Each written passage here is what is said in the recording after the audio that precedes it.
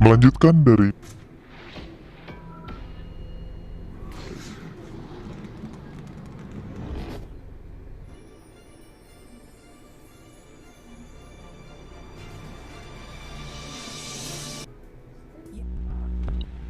dan ulasan yang sebelumnya, yaitu terkait dengan perencanaan bisnis, subbab proses perencanaan strategis. Di dalam perencanaan strategis ini adalah bagaimana proses perencanaan strategis ini dilakukan.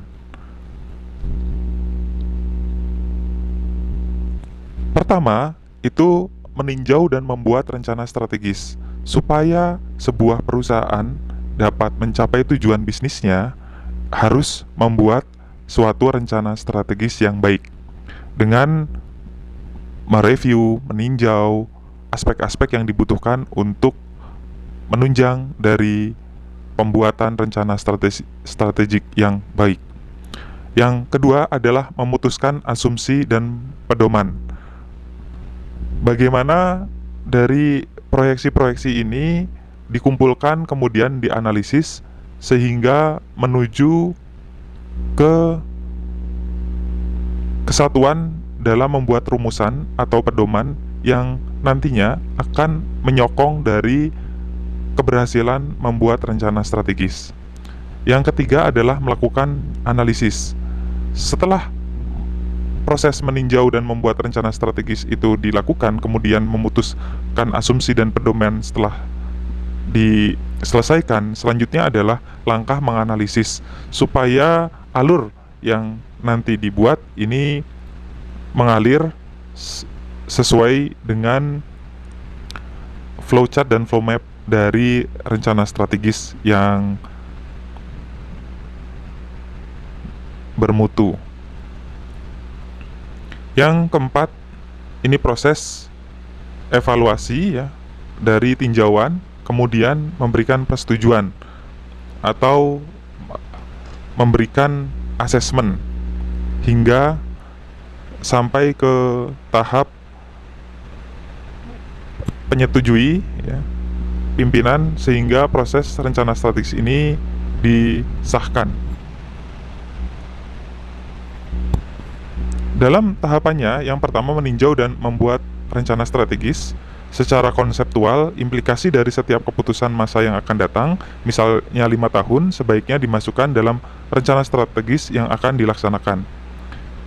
Jadi, perlunya untuk membuat pencapaian dari pelaksanaan rencana jangka pendek, jangka menengah, dan jangka panjang ini, flow map-nya itu yang nanti akan menjadi rujukan mempermudah untuk ditinjau dan dipetakan. Nah, ini bagian yang pertama. Lalu, bagian yang kedua, memutuskan asumsi dan pedoman. Rencana strategis yang telah diperbaharui harus dimasukkan asumsi-asumsi seperti pertumbuhan produk domestik bruto atau PDB, tarif upah, harga bahan baku, suku bunga, harga jual, dan kompetitor. Di mana aspek-aspek tersebut yang dapat mempengaruhi membuat kebijakan dalam memutuskan asumsi dan membuat pedoman. Lalu yang ketiga adalah analisis, yaitu melakukan analisis terhadap rencana strategis unit-unit bisnis sebagai satu rencana strategis korporat secara keseluruhan.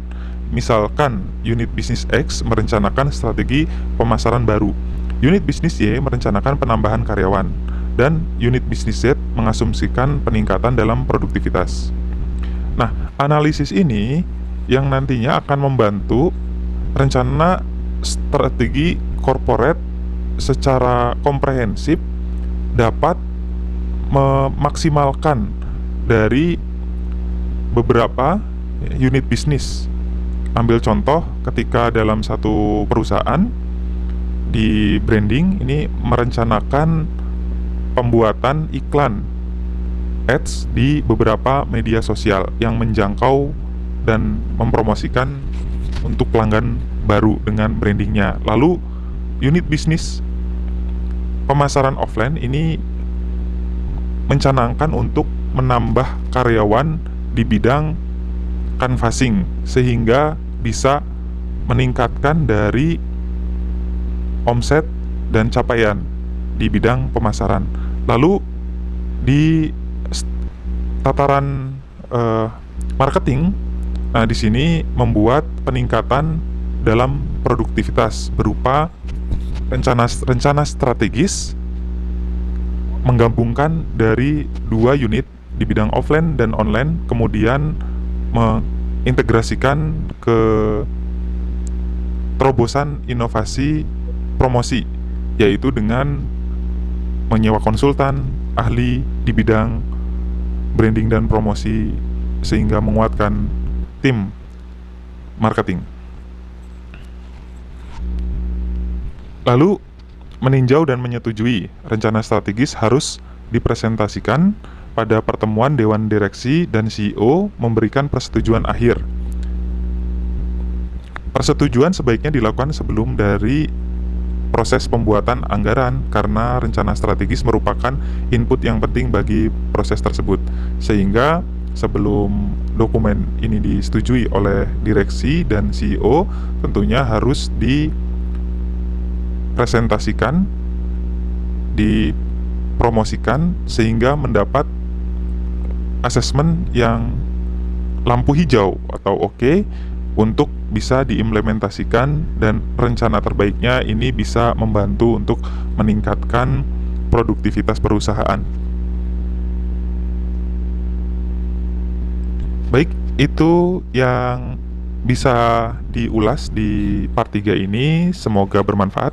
Nanti kita akan diskusi, dan pertanyaan pertama dan kedua yang memancing untuk bahan kita menelaah lebih dalam keilmuan ini yang menjadikan hasanah pengetahuan kita semakin luas. Terima kasih. Jangan pernah berhenti belajar, karena sesungguhnya berhenti belajar itu yang akan membawa kita ke jurang kemunduran. Melanjutkan belajar artinya membawa kita menuju gerbang kesuksesan dan era keemasan. Terima kasih. Semoga bermanfaat. Saya ucapkan terima kasih yang sudah nonton video ini hingga akhir. Atas atensinya, saya ucapkan jazakumullah khairan katsira. Wassalamualaikum warahmatullahi wabarakatuh.